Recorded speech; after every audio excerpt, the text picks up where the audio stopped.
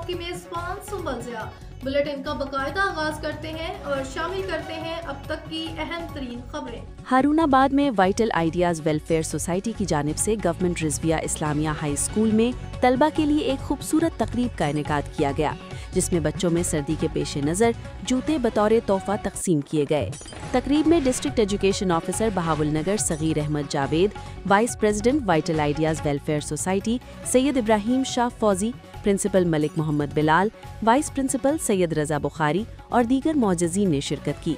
D E او صغیر احمد جاوید نے کہا کہ وائٹل گروپ کی تعلیم دوستی قابل تحسین ہے، جو بچوں کو سہولیات فراہم کر کے معاشرے میں مثبت کردار ادا کر رہی ہے۔ تقریب کے اختتام پر ڈسٹرکٹ ایجوکیشن صغیر احمد اور نائب صدر vital ideas welfare society Syed Ibrahim Shah Fauzi نے دیگر معززین کے ہمراہ بچوں میں جوتے تقسیم کیے گئے اور والدین نے فلاحی اقدام پر وائٹل ٹیم کا شکریہ ادا کیا۔